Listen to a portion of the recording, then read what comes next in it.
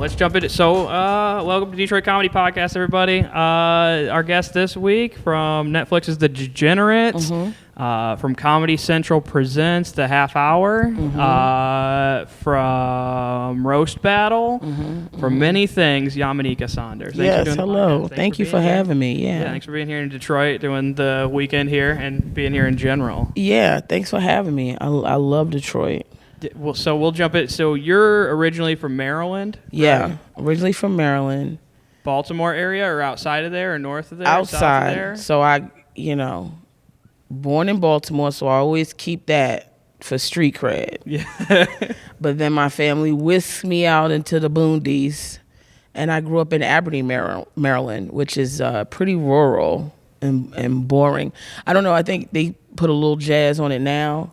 But it's really nothing out. If anybody tells you from Aberdeen, Maryland, they ain't got nothing. They ain't got nothing going on out there. So I imagine that's not. Is it? How far out of Baltimore is that? 35 minutes. And did you start stand up out there? No, you didn't start stand up out there technically.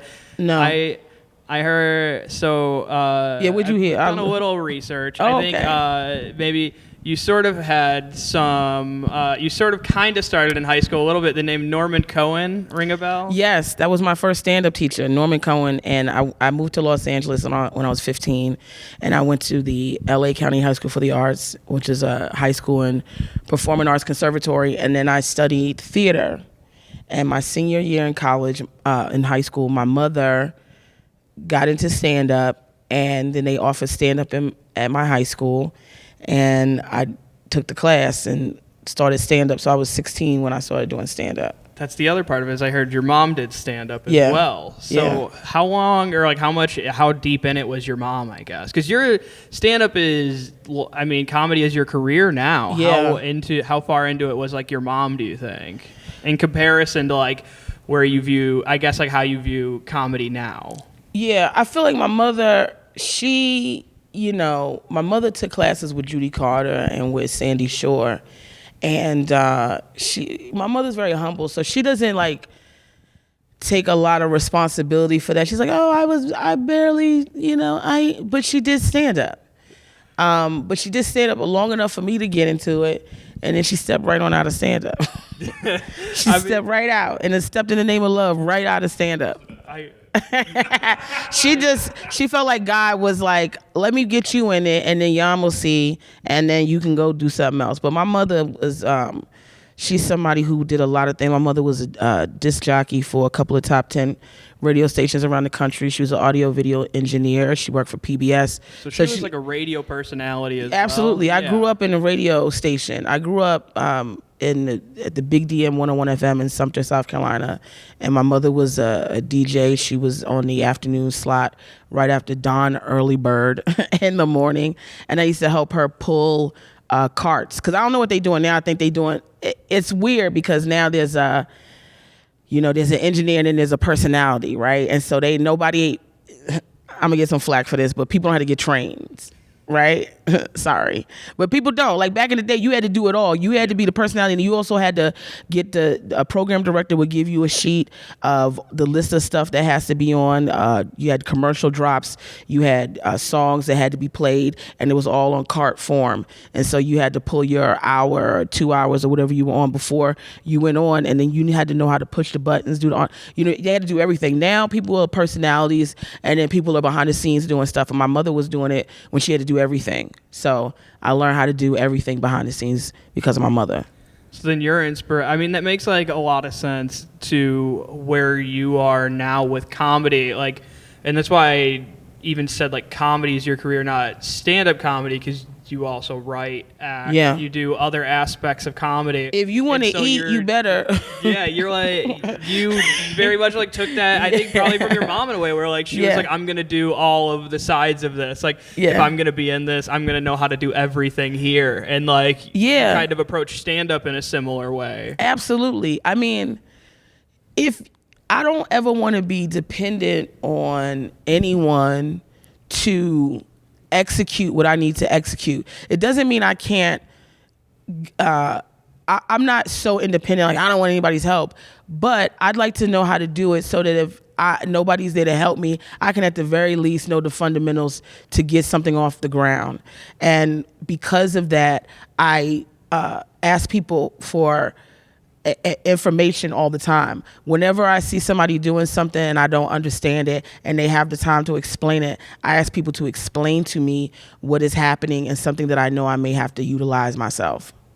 Yeah, that's a great way to approach. I try and approach things in the same way, where it's like I feel like I can learn something from everybody. Yeah. You know, it's like I try not to go of the opinion of like somebody's above or below me at any time. Like you can learn stuff from anybody at any position at any point. Oh, you know? yeah, yeah. And I think a lot of comics, hit a certain point where they're like, I'm not listening to anybody. Like, and it's like that's a misstep. It's like there's like that could be good and bad. It can hurt you. It can help you. I think in multiple ways. Well, you know? it's not functional, right? So sometimes people's attitude is like, I'm not going to listen to anybody. Like once you know who you are as a stand-up comedian and you got your persona down and you know what you've been talking about, and that takes a while to curate who you are as a person and get to know yourself. I think people are more so like, you don't have to take this sort of haphazard advice. In comedy, people like to give you, other comedians or people who think they understand comedy, they often like to impede on your presence by telling you things that don't pan out. Not everybody has the right answers. But in terms of like putting stuff together, like, okay, so when you're on set, which is a different vibe, right, on a show or something like that, you want to really take a look at, the lighting, the sound, people who are miking you, the grips. You want to see how everything's sort of coming together, because you want to be in a position one day where you're putting something together. So you need to, and there's no little positions. There's only like people are doing certain things that only require this or require that. Like even down to like the assistants. I see people talking crazy assistants all the time. I'm like, number one, half the people that get into becoming assistants, they have a bigger goal. Like this is a person going. You never know where somebody's going to end up. 1,000%, they're going to end up somewhere, and next thing you know, they the head of the network, or they head of the production company. They got their own studio. They doing a project. They whatever. And you want people to always have a good taste in their mouth about who you are as a person, so that when they move forward in their journey and they need something, and you could be a part of that journey, they call you. And that's how I get a lot of my work. It's not that I can't be an asshole or a bitch at times and have an attitude. I'm human. But in terms of work, people call me because they like my vibe, and I have a humility. So people are like, hey, let's get Yam, because we know she can get the job done, and she also not going to be an asshole. Yeah, that does seem to be something that is within the comedy scene, I think, well known, is that you are sort of a comics comic in many regards. Like a lot of comedians really love you, and they love like what you do. And I think you've got a lot of people out there who sort of ride for you, Yes. Like you've got like Jeff Ross, Yes. Like he rides for you. Like David Tell says great things about you, Like Yes. some people who are legends in the comedy business really speak highly of you. They and do. That goes a long way. Amy Schumer, you are on Life and Beth. Mm-hmm. Yeah, you're on the show with her, which is like probably where you're talking about some of this, like watching like the grips and watching the PAs and stuff. Probably some of that is like from the show there. Oh, for sure. For sure. I have a friend, and shout him out, Rock Belushi, goes by Rock Belushi. He's New York based, and he used to say I was the underground queen of comedy, and I like that. I like being underground. I like if other comics like what I'm doing, and of course, obviously, the audience, that goes without saying. But I do appreciate that I'm somebody that other comics love and respect. And I'll say like this, no matter what, I've worked with Jeff, I've worked with Dave, I've worked with Amy, I've worked with Che, I've worked with Dan Perlman and Kevin Iso, who are Flatbush misdemeanors. Kevin was he featured for Ali Sadiq here back in July, I believe, or June. And Ali is another one. Kevin, Kevin's so great. They, Yeah. and cool dudes, you know, like I'm grateful for all of that. You know, I just did Leslie Jones' podcast. Leslie Jones has been really great to me. Godfrey has been really great to me. Sarah Silverman has been wonderful to me. So to have people like at a level of just in terms of work, you know, I think some people think, oh, well, you got to be like super tight with people or like have these best friendships that are, you know, sort of forced. And it's like, no, it's like, imagine you work for like, I don't know, General Motors, right? And you have other colleagues that are in different sections of that business. You want them to be like, listen, I got a presentation. Who do I get on my team? So I think about that. Like people like having me on their team, and I'm geeked when people want me on their team. And then I'm also appreciative that they, you know, and so it's about me going there and making sure that I'm doing the best job that I can do at the end of the day. So I'm very grateful for the comedians that have a lot of love and respect for me, and that's across. There's a lot that I haven't even mentioned that have done so many awesome and wonderful things for me, and I'm really appreciative. I just did a Howie Mandel event. I met him years ago at Just for Laughs, and George Wallace has been really great to me. Just there's a lot of comedians who are just super. One, Sherry Shepherd. When was the first time you did Just for Laughs? Did you do New Faces? Did you ever do New Faces, or did you just hop into Just for Laughs? I hopped in that bitch. What year was that? 2017? 2016? Don't get me to. I don't even remember. It could have been. It's like at least 6 years ago. Because the Comedy Central Presents, the half hour, was 2017. Yeah. And then I think that all was happening at the same time. was 2018. Yeah, that was all happening at the same time. You know what it was? I've been doing comedy since I was 16, right? So, and I'm grateful for all the experiences and building. I don't have... I mean, obviously, like, you know, you want to be on and da-da-da-da. But I don't have anything like, you know, when I was 16, I wasn't like, I got to be a star today, right? I was really interested in comedy and executing it well and learning how to be a really great comedian. And I'm still working to that. I'm good. I got to get to greatness. And a lot of that, because I'm so focused on that, I haphazardly walk into shit. And I'm like, oh, because I wanted to do, I wanted New Faces. I should have had New Faces, to be honest with you. I'm just keeping it real. And I performed, the last time I said I was, and shout out to Jeff Singer. I know he's not there anymore, but, you know, I know people have their thing about Jeff and all this other shit going on with him. But I have to acknowledge Jeff, even though he's not there, you know, thankful to him. But many times I auditioned for New Faces, killing it, crushing it. The last time I auditioned, I was in the hospital. I had a viral infection. I got a cut on my foot and it got infected. And I was in the hospital. I checked myself out of the hospital to go to the Stand, back when the Stand was on 23rd Street, and perform.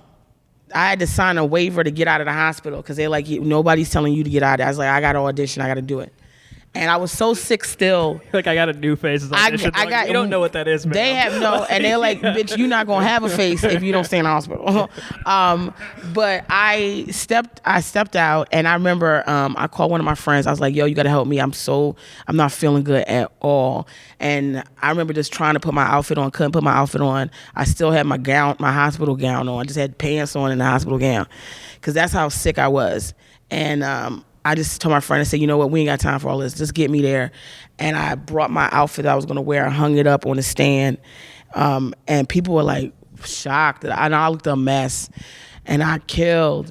And I still didn't get it that year. And people were shocked. They were like, oh, I can't believe you. Blah, blah, blah. Like, and I checked myself out of the hospital for this bullshit. For y'all to tell me no? No, but we have to be really real about the business, right? Yeah. So as much as I understand the business and I try and I believe in professionalism, every now and then I don't mind stepping out of pocket and saying shit that's controversial or not conventional.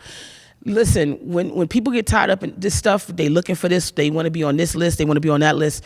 People got to understand, people got agents, people got managers, people got people that are pushing them on for these lists and stuff like that. It's not to say that people that are on the list are not deserving, but sometimes when people are unrealistically asking why they're not on certain things and you don't have representation, you don't have management, you don't have an agent, you don't have anybody that's out here letting people know, hey, so-and-so is out here. Oh, they killing it over here. Oh, you want to check them out here. It's really unrealistic for people to act like, oh, I'm going to get onto this thing. So when you have new faces, you got repped and unrepped.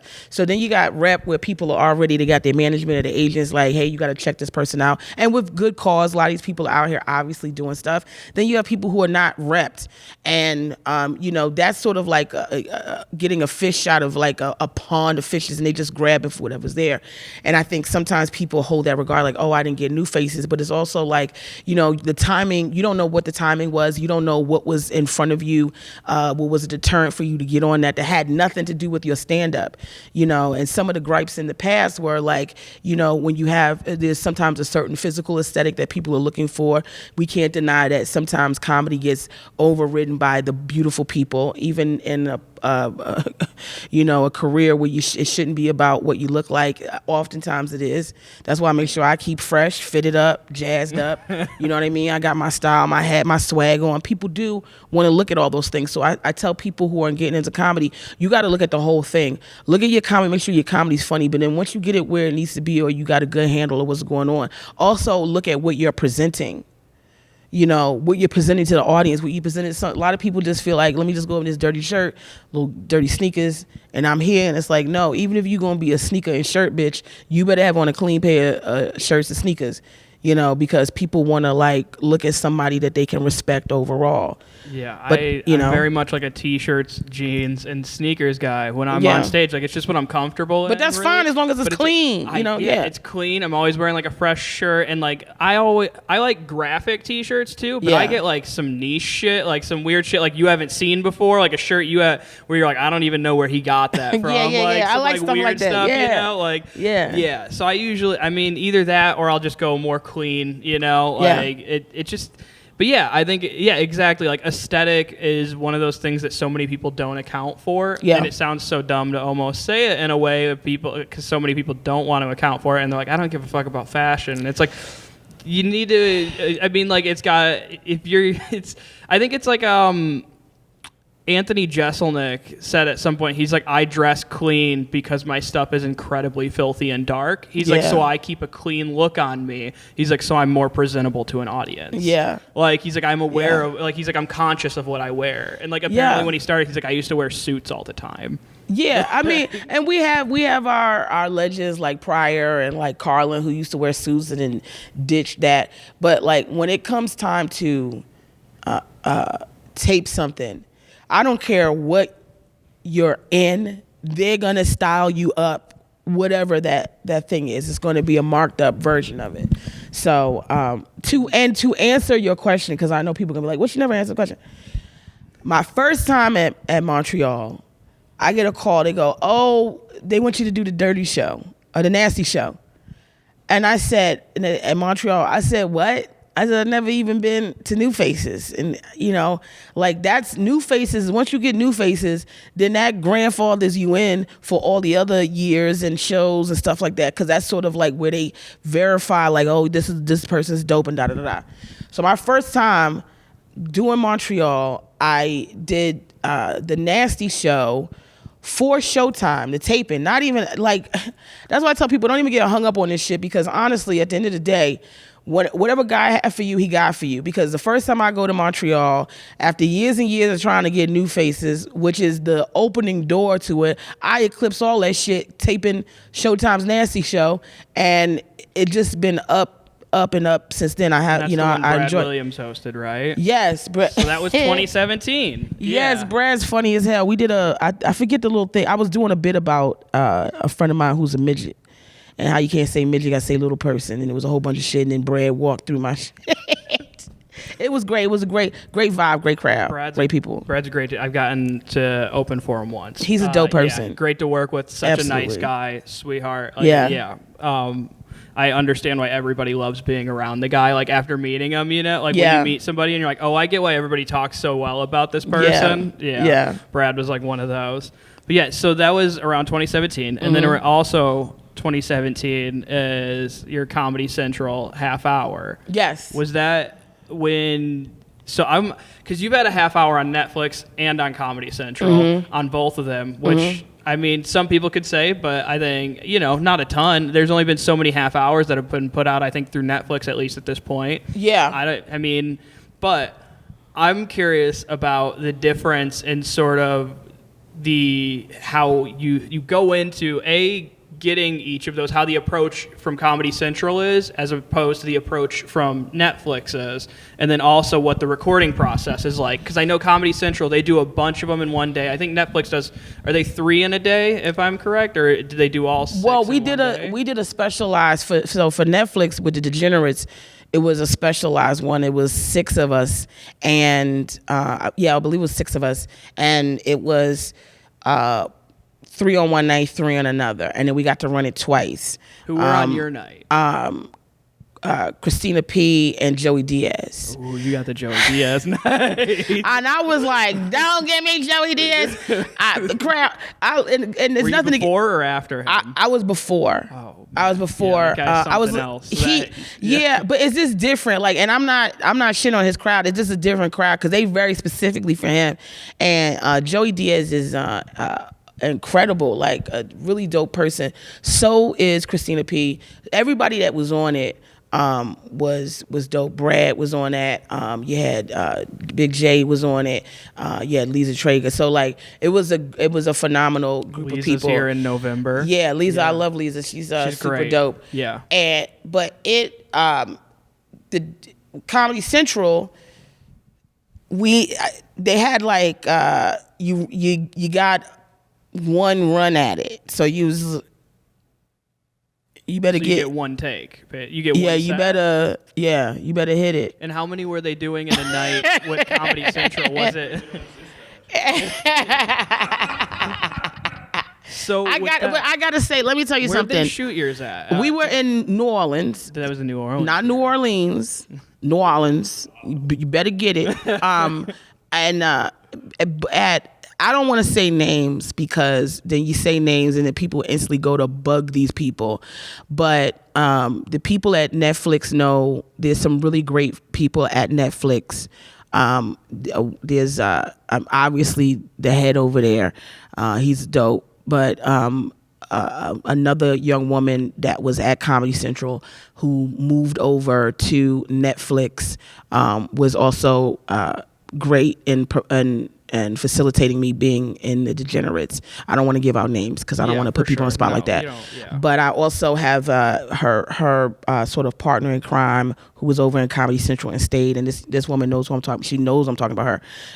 It's really great. I had a great relationship with Comedy Central. They let me do a lot of things. They gave me a bandwidth that a lot of people didn't. They just let me be me.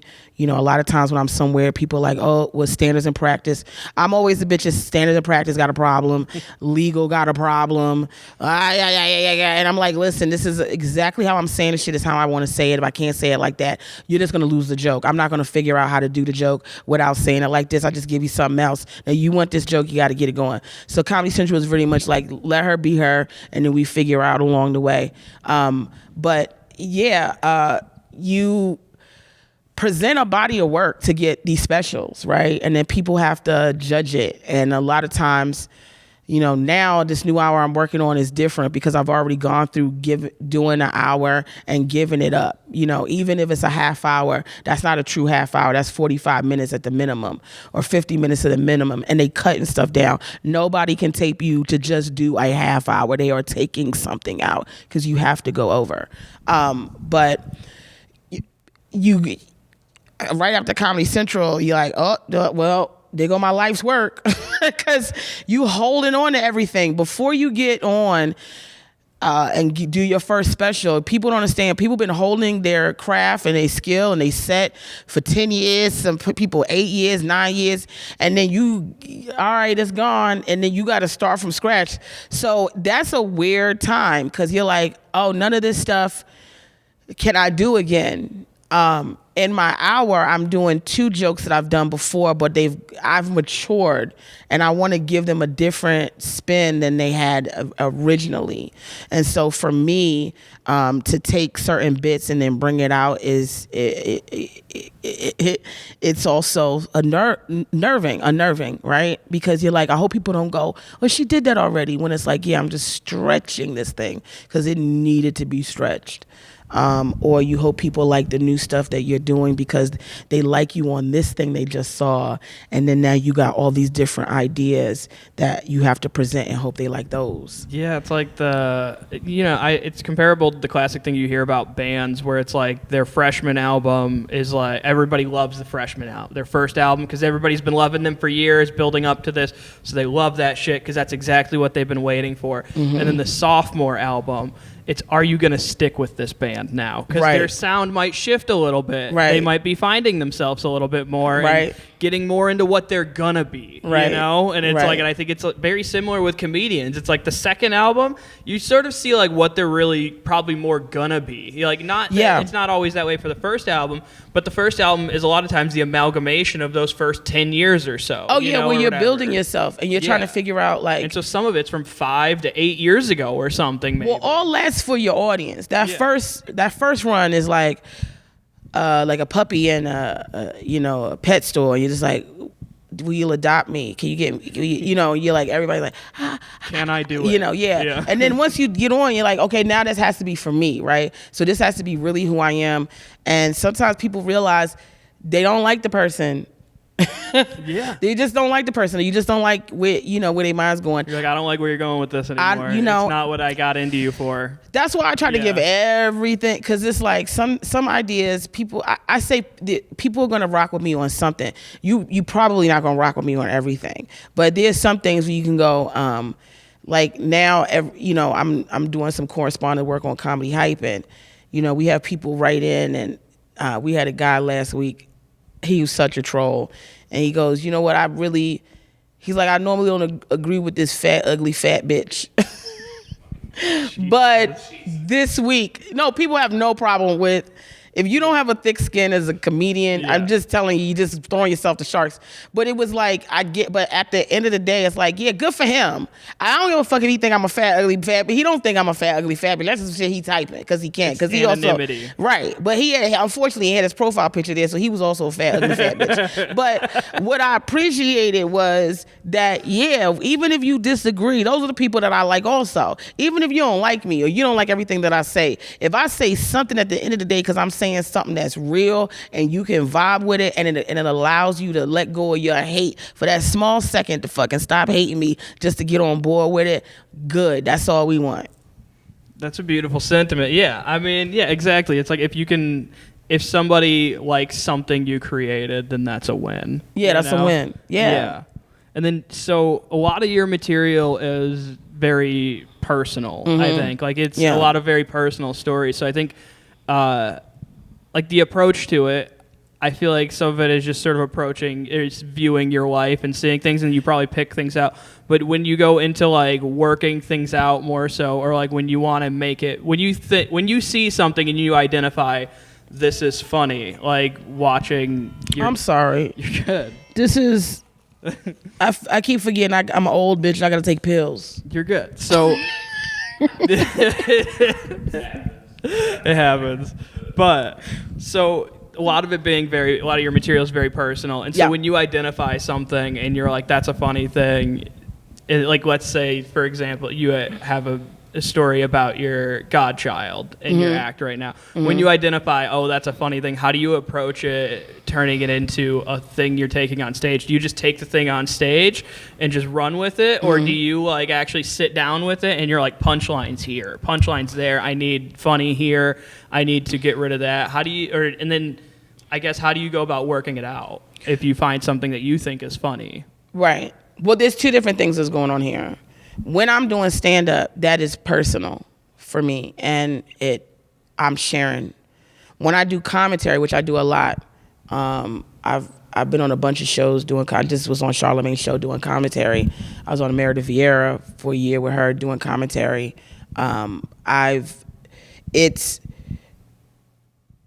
when we did This Week at the Cellar for Comedy Central, I can be very on point with what's happening in the moment, right? And I can call on those different things and speak about those things.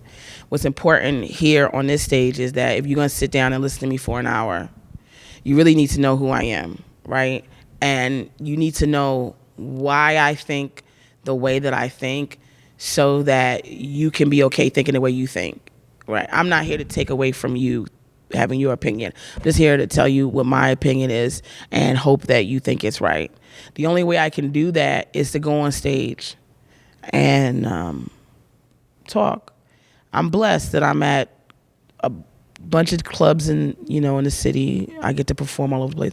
I get to run my mouth on a live, on my podcast, on my YouTube show. And then people, when it resonates with them, I go, oh, okay, well, let me see what this is, And then I go on stage. Really, honestly and truly, I'm a funny person, so I'm cheating. Yeah. So you approach it from just taking something and running with it on stage, and then working it out through there. I'm not against. I'm in the middle, right? There's some people that only go on stage and they write on stage and they work it out on stage and they don't write. They don't put anything together. Yeah. I will definitely put together the joke. There has to be a structure to it as well, and we have to figure out what the point of it is, because if not, then I'm just running my mouth and I'm not leaving anything tangible for you to take with you if I haven't formulated it in a way that you can go, oh, this person was talking about this, and the reason why he was talking about this because this, and that's true, versus like, some people just get on stage and they're just like, yeah, oh, so your shoes and your hat, and oh, that's your bitch with you, okay, and your mama look a mess, and yeah, you go, somebody made fun of my mama, but what else were they saying? So I'm a fan of both. I don't believe in rigid writing to the point where you lose personality, and I don't believe in not writing material. That's crazy. I feel like you and I see very eye to eye on how we approach stand-up in that way, where I approach it in a very similar facet. If I find something that I think is funny, I'll usually sort of just take it to stage, try and work it out a little bit. And then once I have an idea of what that thing is, then I will sit down with it later. I'll usually listen to a recording of myself doing it and sort of say, that's necessary, that's not necessary. Yeah. There's a lot of information there. Maybe I need a punchline in there with that load of information that I'm giving them, and I just sort of go back and dissect it. But I work things out on stage, and I think it's very interesting, though, because I find it interesting. Like you said, it's like some people are almost robotic in the way they approach it, where like they don't say a word on stage until it's all 100% on paper. Right, I can't do that. Like I don't operate that way. And it's a waste of time too, because I see people who are stuck to a joke, and you just like, oh, this joke is just not working. I wish you just drop, just talk, because the crowd will tell you. And then I also, I have a bunch of jokes inside of a story, right? So I take a topic and then I try to milk everything out of this, every end's perspective and this and that of it. And, with that, it's like, if you're doing a topic, a theme, a story, and people ain't with you, you got 5 more minutes. You got 5 more minutes of people just blinking at you because they already not on board.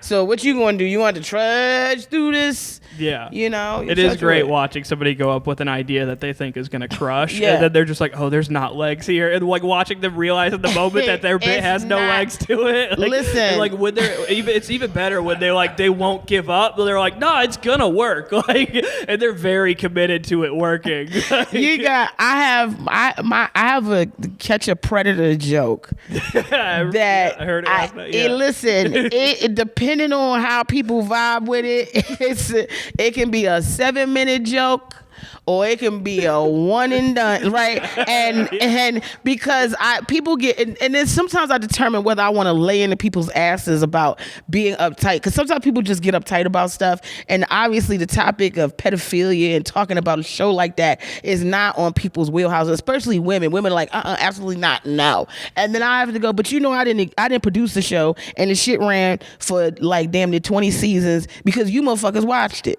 Yeah. Right. You think it stayed on the air because I watch it? So, and there's a lot of pedophiles, and they dumb, and they hilarious. It's like, why? Yeah, it's like a Benny Hill sketch. So why would you not, like, let's talk about the shit. So, but I'm also not so forceful, because here's the thing I have to remember.